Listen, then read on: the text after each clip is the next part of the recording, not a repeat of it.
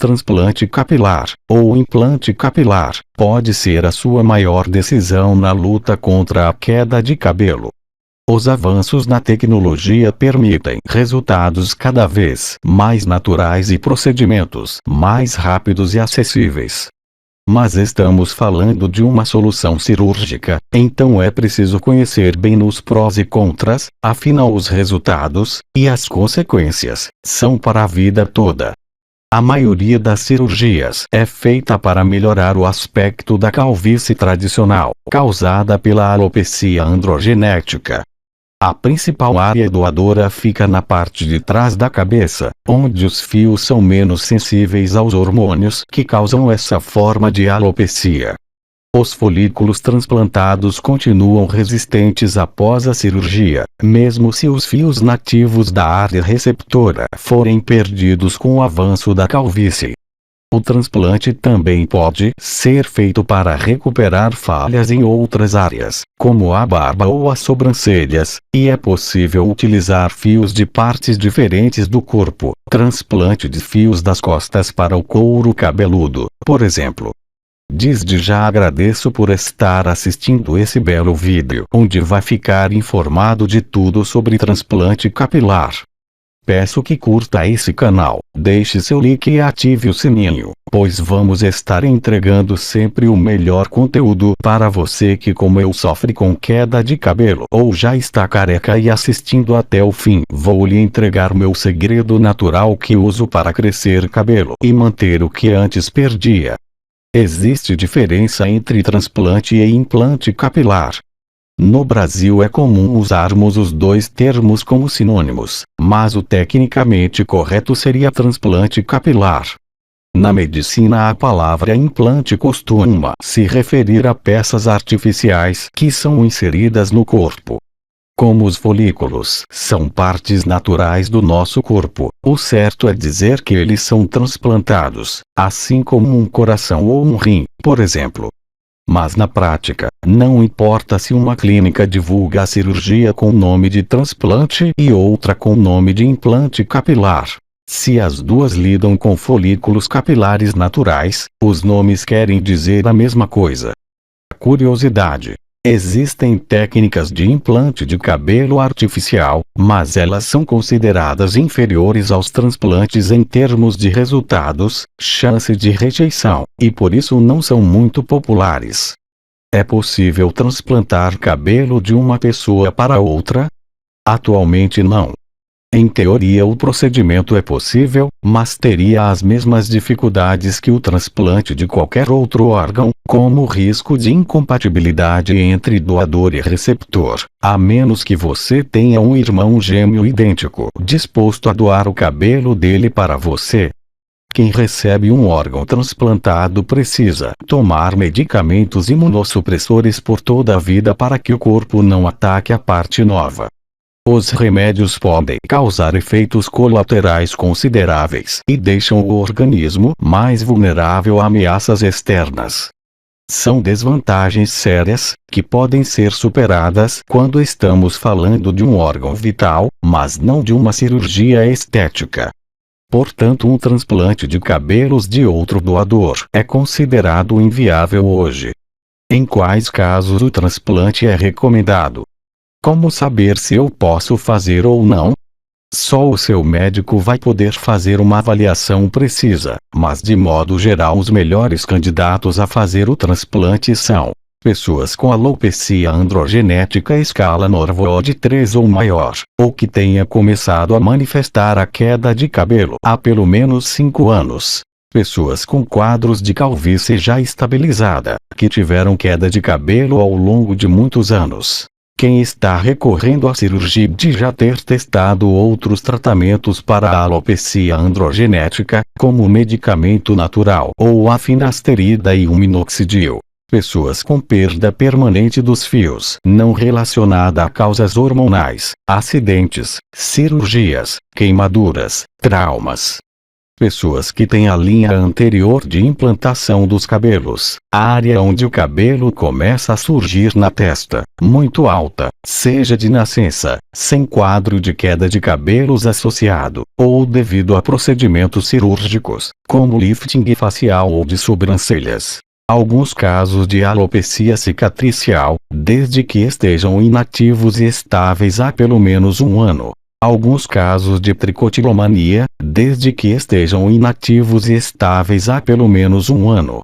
Outros requisitos importantes para a segurança e a satisfação com o procedimento são: ter boa densidade de fios na área doadora, ter boa condição de saúde, atendendo aos critérios da avaliação pré-cirúrgica, ter expectativas realistas sobre os resultados do procedimento, escolher um profissional bem qualificado para realizar a cirurgia, seguir à risca os cuidados recomendados para o período pós-cirúrgicos. Existe uma idade mínima para fazer a cirurgia? Tecnicamente não, mas vários especialistas preferem esperar até que o candidato tenha pelo menos 25 anos de idade. Muita gente pensa que o transplante é melhor para as pessoas jovens, porque os resultados são melhores nos casos mais leves de calvície, mas isso não é verdade. É importante avaliar como a sua calvície irá progredir ao longo da vida e se os fios transplantados vão parecer naturais no futuro. Imagine um rapaz de 20 anos que começa a ter perda de cabelos na parte frontal e decide fazer um transplante capilar. Os fios transplantados são resistentes e permanecem ali para o resto da vida, mas os cabelos nativos daquela área continuam caindo. Depois de alguns anos ele pode ficar com os fios transplantados firmes e fortes lá na frente e uma área calva imediatamente atrás deles. Péssimo, né? Essa falta de planejamento faz muita gente precisar de transplantes capilares corretivos no futuro. Para evitar o risco, o ideal é que a calvície já tenha se estabilizado ao fazer a cirurgia, ou pelo menos que se faça uma projeção de como o quadro deve evoluir no futuro, para fazer um transplante que mantenha resultados satisfatórios nos próximos anos. Um bom exercício é olhar para as pessoas da sua família e imaginar que a sua calvície vai progredir da mesma forma que a da pessoa mais careca de todas. Assim você planeja para o pior e tem uma margem de segurança. Se você já estiver num nível próximo ao dessa pessoa, pode fazer a cirurgia sabendo que o seu quadro não deve avançar muito mais do que isso. Ou, se ainda estiver muito distante, você pode testar outros tratamentos antes de pensar num transplante, ou planejar com o médico a realização de uma cirurgia, já prevendo esse padrão, para obter resultados mais naturais e duradouros. Lembre-se que a quantidade de fios da área doadora é limitada. Você não quer desperdiçá-los fazendo uma cirurgia da qual pode se arrepender no futuro. O transplante capilar feminino é diferente do masculino. O procedimento é o mesmo, mas nem sempre a cirurgia é uma opção interessante para as mulheres. A calvície feminina costuma ser mais difusa e distribuída por todo o couro cabeludo, e às vezes atinge também a parte de trás da cabeça. Nesses casos não é possível esperar da área doadora a mesma estabilidade e resistência que se observa na calvície masculina, e os fios transplantados podem acabar sendo perdidos com o tempo. Além disso, o transplante serve exatamente para retirar fios de uma área mais densa e usá-los para preencher as partes mais ralas. Se a queda de cabelo for distribuída por toda a cabeça, e a densidade for parecida em todas as áreas, a cirurgia perde o propósito. Portanto, o ideal é fazer uma avaliação para que o médico analise o seu caso e diga se o procedimento vai te beneficiar ou não.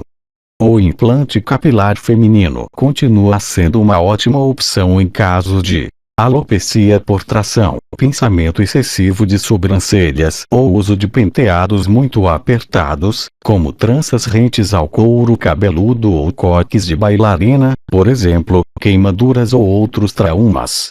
plásticas ou outras cirurgias que causaram perda dos fios na área próxima às cicatrizes. Calvície em padrão similar ao masculino, em áreas mais localizadas e com preservação dos fios na parte de trás da cabeça, onde fica a área doadora. Redução da área da testa, em quem tem a linha de nascimento dos cabelos naturalmente muito alta. Alguns quadros estáveis de alopecia cicatricial e tricotilomania.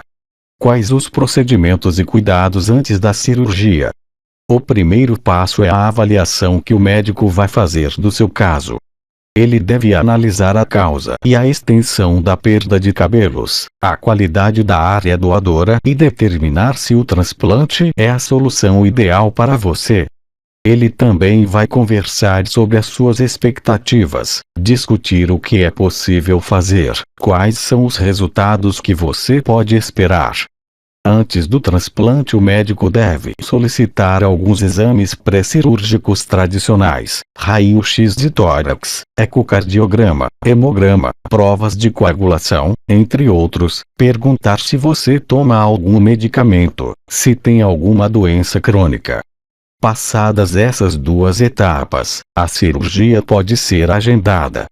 As recomendações mais comuns de preparo para o transplante são: deixar o cabelo o mais comprido possível para o dia da cirurgia. O médico vai aparar a área necessária, e o restante do cabelo vai ajudar a cobrir as cicatrizes na área doadora. Proteger o couro cabeludo para não estar com nenhuma queimadura de sol no dia do procedimento. Não tomar aspirina, ibuprofeno ou outros anti-inflamatórios, suplementos vitamínicos, principalmente do tipo B e evitar fumo e bebidas alcoólicas uma semana antes do transplante, pois podem estimular o sangramento durante o transplante e prejudicar a cicatrização. Na dúvida sobre qualquer medicamento, entre em contato com seu médico. Lavar bem a cabeça com shampoo no dia da cirurgia e não utilizar produtos como gel, spray, mousse, cremes, perfumes e maquiagens. Se você usa uma prótese capilar, ela também deve ser removida. Utilize roupas mais largas e que não precisem ser puxadas pela cabeça para retirar, para evitar atrito com os curativos após a cirurgia. Uma camisa de botão é ideal. Se alimentar bem antes da cirurgia, de acordo com a orientação do médico. Alguns pacientes podem sentir náusea se fizerem o transplante com o estômago vazio, mas evitar cafeína pode estimular o sangramento. Não levar objetos de valor para a clínica no dia do transplante. O lugar pode não ter como acondicionar e garantir a segurança dos seus pertences. A sedação pode causar sonolência após o procedimento, portanto não é recomendado dirigir após a cirurgia. Peça para um acompanhante te levar para casa ou pegue um táxi. Conversar com o médico sobre os produtos que você pode ter de usar depois da cirurgia. Medicação para controle da dor ou evitar infecções. Bolsa de gelo para reduzir o inchaço. Etuc, caso você queira comprá-los com antecedência para já ter tudo em casa quando voltar do transplante. Que tipo de anestesia é utilizada? A maioria dos procedimentos é feita com anestesia local e sedação leve, que é opcional, mas altamente recomendada devido à longa duração das sessões de transplante. Quais são os tipos, ou técnicas, de transplante capilar? Os nomes comerciais podem variar bastante, mas existem basicamente dois métodos no mercado. O mais comum é o Follicular Unit Transplantation, ou FUT, transplante de unidade folicular, em inglês. Essa técnica retira uma faixa do couro cabeludo da área doadora, a partir da qual são selecionadas as unidades foliculares, agrupamentos naturais de até 5 folículos capilares, que serão implantadas em pequenos orifícios feitos na área receptora. O segundo método, que vem ganhando bastante popularidade nos últimos anos, é o Follicular Unit Extraction, ou FUE, extração de unidade folicular, em inglês. A diferença é que essa técnica retira as unidades foliculares uma a uma, diretamente do couro cabeludo do paciente, com o auxílio de uma pequena ferramenta cilíndrica, como um canudo. A inserção das unidades na área receptora é feita da mesma forma nos dois métodos. Existe uma variação dessa técnica na qual a extração das UFS é realizada por um robô, o que ajuda a aumentar a precisão e a qualidade do procedimento. Algumas clínicas divulgam a realização de implantes capilares a laser, mas essa técnica é considerada inferior. O laser só é utilizado na abertura dos furos onde os fios serão inseridos, e como acaba queimando os tecidos, a chance de causar perda dos folículos é maior. O laser era mais utilizado quando as partes transplantadas eram maiores e precisavam de buracos considerados grandes para os padrões de hoje. Os tufos implantados davam um efeito super artificial de cabelo de boneca. As unidades foliculares dos procedimentos atuais são minúsculas, e as pequenas incisões que são feitas na área receptora causam o mínimo de dano possível ao couro cabeludo. Para você que assistiu até o fim desse vídeo, vou disponibilizar o link do método natural que uso para conseguir ficar cabeludo. Sucesso para você!